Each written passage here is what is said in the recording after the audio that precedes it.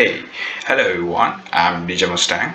Today we are going to solve a basic pen testing CTF challenge. So this challenge is created by TryHackMe and this room is absolutely free. So you just have to log in into this application or log into this portal.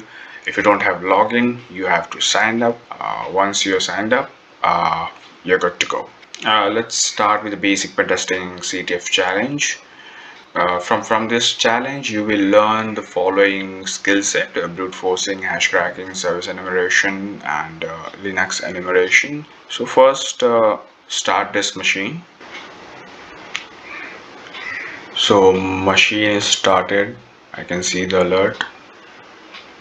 Your machine has started. Okay, let's check out. It's a free account, so we have 1 hour. And if you want to add 1 more hour, you have to switch to the premium account. Okay, let's start. They're saying deploy the machine and connect to our network. So we have already deployed the machine and we have to connect to this network. To connect into this TryHackMe network, you have to download that OpenVPN configuration file from here. Here is a link. Once you download this file on your local Kali machine, it will look like this. OpenVPN file, and you just have to type sudo openvpn or thm. Now you're connected to the TryHackMe network. So first question is completed. This one is completed. Okay, well, your answer is correct. No need to answer. You just have to perform this step. And yeah, this is one more thing. My strike got increased. Let me tell you about the strike. Strike is basically where is this one? Okay, this strike is basically similar to the Snapchat. If you keep hacking the stuff on the TryHackMe portal, then your strike will get increased. And if you stop in between, then you have to again start from the zero. This is something like that. So we have now 2 strike. Next, find the services exposed by the machine. So to search the services, we'll use the Nmap. So we'll start with the Nmap. Sudo Nmap. S is for stealth scan. Capital A is for aggressive scan. It is also called aggressive scan. It means service detection and OS detection. And the IP address of this machine is 1010. Okay, here is a copy option. We'll quickly copy this thing and paste it. So we have enumerated the services. We'll start with the port number 22 SSH service, then HTTP service is there on port 80, and web server is Apache HTTP 2.4.18. Then 139 is there, NetBIOS Samba. It means it's a Linux service. And 445, then 8009, 8080. There's one more HTTP service is running on this box. Okay, find the services exposed by the machine. So we have enumerated all the services. It is there in the result. Okay, so we'll mark as completed. Okay, then next, what is the name of the hidden directory on the web server? So as we know, web server services are running over here 80 and 8080. So we'll look into this. First we'll load this web service on the, okay, I guess it's not copied properly. Let me copy the IP. It's 10.10.10 redirect quickly, and one more thing is there, http on 8080. Okay, here is the default Apache page, and undergoing maintenance. Please check back later. So first we'll see the view source. It's okay. So view source is saying check our dev note section if you need to know what to work on. So I guess whatever we are looking for is over here only. So we'll start enumerating this URL, and we'll find the hidden directory. For that we'll use Buster. Over here you just have to paste the URL, and we'll mark the go faster option, user share, and where is the word list? Okay, word list, and we'll use Buster, and this one. This is the best one. So we'll just say start, and we'll start enumerating the pages or directories very quickly. So I can see the development directories present on this box. So we'll quickly go here and we'll check this directory. Okay, I can see there's a two text file, dev text file and the J text file, and as per this hint, where is that? Check our dev note. So dev note is over here. This is dev note, this one, this file. So we'll first check this dev note, and he's saying something. As per the dev note, he's saying something about the SMB. So we'll enumerate the SMB service. First of all, we'll answer this question. The development. We'll copy this thing, and where is the okay, here is the challenge.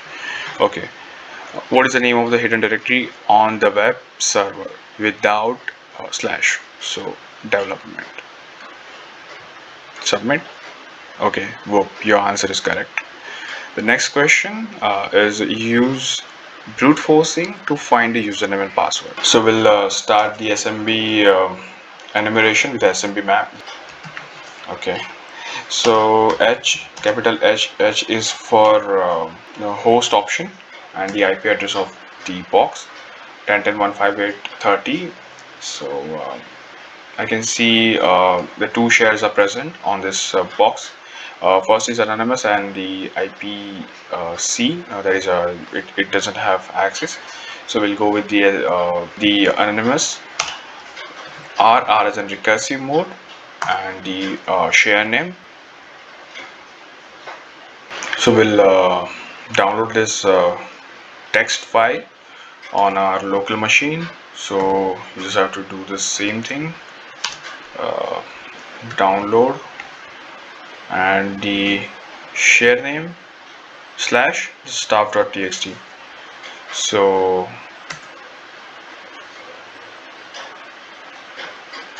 it's downloaded on our local machine. So we'll quickly read this file. Cat 10, this is the file. Okay, so I can see some message from K and Jen. Okay, so we got the username over here. Please do not upload a non-work related item to this share. I know it's all in fun, but this is how mistake happen. This means U2 Jan. So that means the J means the initial letter of that J. The username is Jan, and username is K. So we'll quickly answer this question. What is a username? That is a Jan. Okay, so our answer is correct. Then what is a password? Okay, so for this password we have to brute force with the Hydra. and the username for that we'll use else which list of the users, else which. Then we have to use brute force the jan and password. The dictionary we have is Rockyou. Okay, Rockyou.txt. And what else? We will log in into the SSH service. So just the SSH double slash and the IP address of the server. So it is enough, I guess. We'll start brute forcing. It will take a good amount of time. So we have a saved output, and it will give you the password, and the password is Armando. The same thing I did with the K user, but it didn't brute force the K user. It brute force only Jan user, not the J. So we'll log in into the Jan user with this password. So we'll quickly go here, then SSH, username is Jan at, and the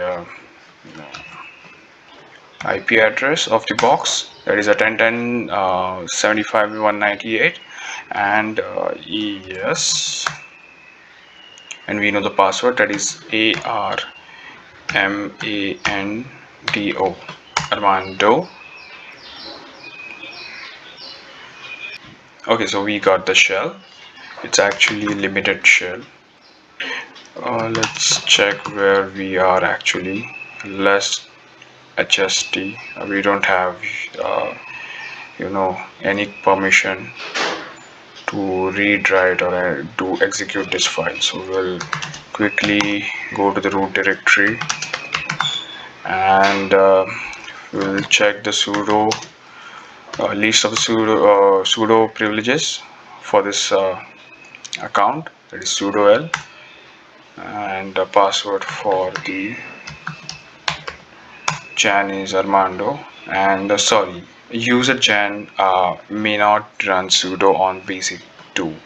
So now for the privilege escalation. Oh, okay, we forgot something. Okay, we know that the last machine was expired. We actually spawned the new machine because it was limited to 1 hour. So okay, so we have, what is the password? So password is, we got the password of Jan is Armando. Submit. Okay, so this is the correct answer. Okay, the next question is what service do you use to access the server? So we used SSH service. Submit. Okay, it's correct answer. Then one more thing is left. Okay, brute forcing. We did brute forcing, so we completed this task. We'll mark as a complete. Okay. Then enumerate the machine to find any vector for privilege escalation. Okay, we fired the sudo l command for any list of the sudo privileges, but there is no sudo privileges for this Jan user. So we'll use the Linpeas script to search the weak point. With the help of that, we can escalate the privileges. So we'll use the automatic script, that is a Linpeas. So first of all, we'll start the Python server on our local machine. So we'll clear this thing, and we'll start the Python server. Python 3 http dot server and 8000 port. No, okay, sorry, it's a Python 3 Amazon module. We're going to use this http.server module at the 8000 port. So we successfully hosted the Python server on a local machine. We'll go to temp directory over here and wget, then wget HTTP and the IP address of this box. So IP address of this box is 10.8.193.242. I'll quickly copy and paste it on 8000 port, and the script name is lin.sh.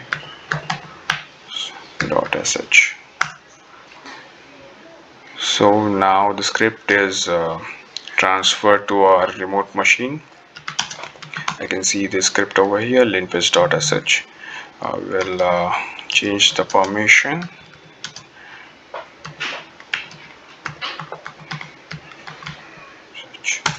And we'll run this script. Bash.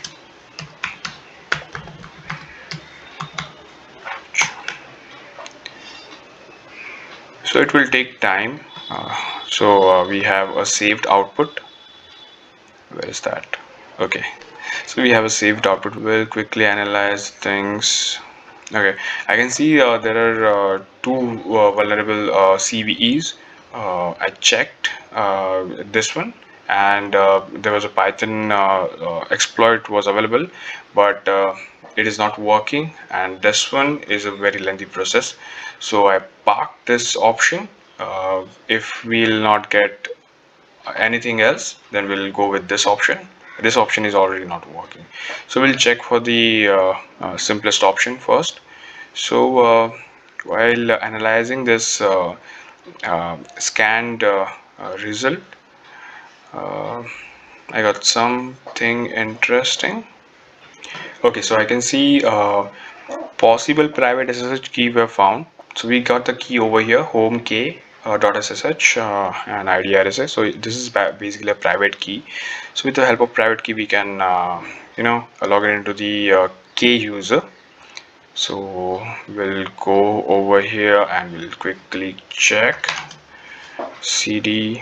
First go out of this temporary directory, cd home. Okay, cd home, then cdk, and then cd .ssh folder, and we have read permission for this private key. So we'll quickly read this file.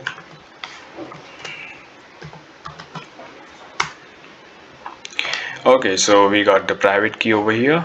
We'll quickly copy this private key on our local machine. Okay, that's good. And we'll paste this thing. We don't need this Python server anymore, so we'll nano make a file, nano key, and we'll paste the entire thing over here. Control X, yes. Okay, so we have a key.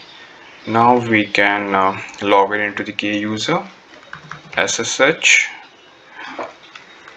then I as an insert, then key, that's what the name of our file, and username, that is k at, and the IP address.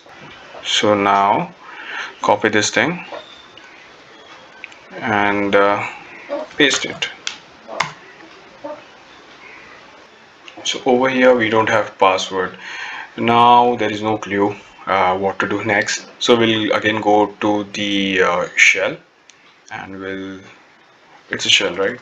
Okay, so we'll see other thing, authorized key and public key. We'll check the public key, what public key is saying.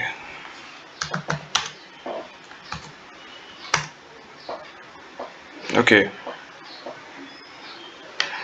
I can see the public key and I can see some message, so I don't have to type a long password anymore. So something is there in this ID RSA. For this we're going to use the SSH to John.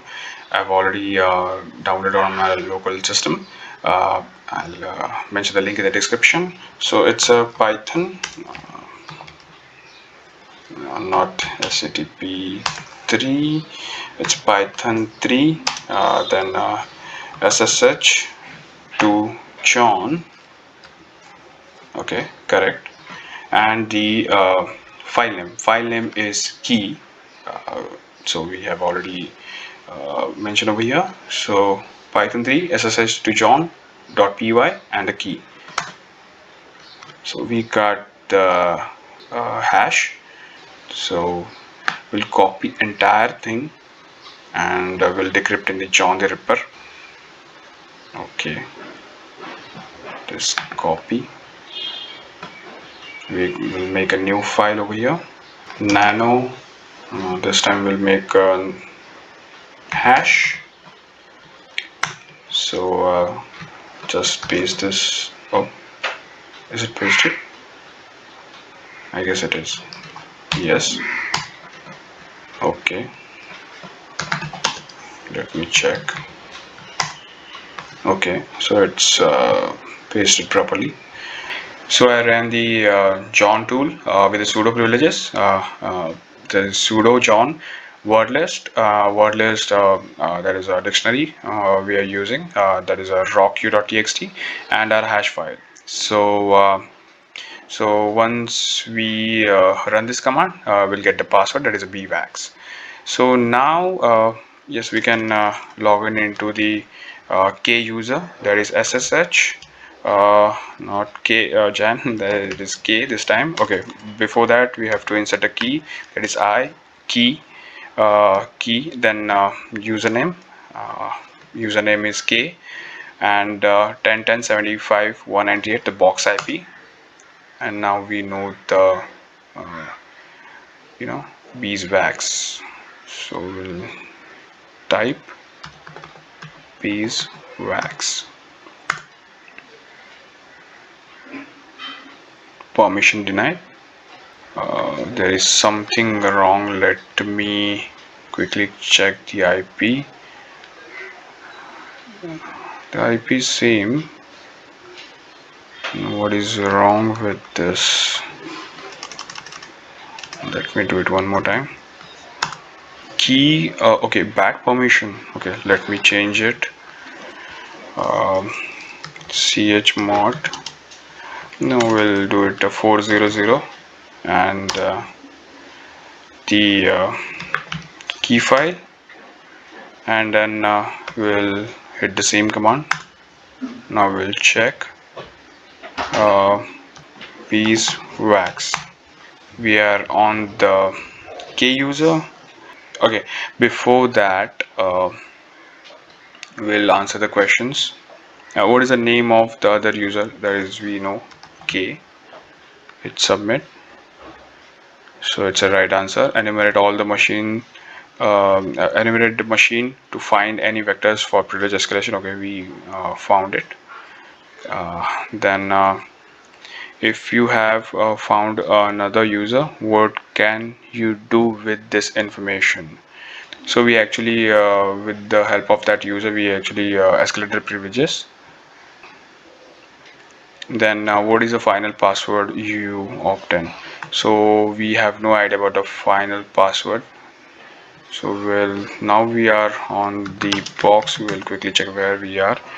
So we are into the case directory, home. Okay. Okay, I can see something over here before going out of this directory. Pass.back, and yes, K can open this file. So cat pass.back. Okay, so we got the final password over here. So we'll quickly copy this thing and paste it.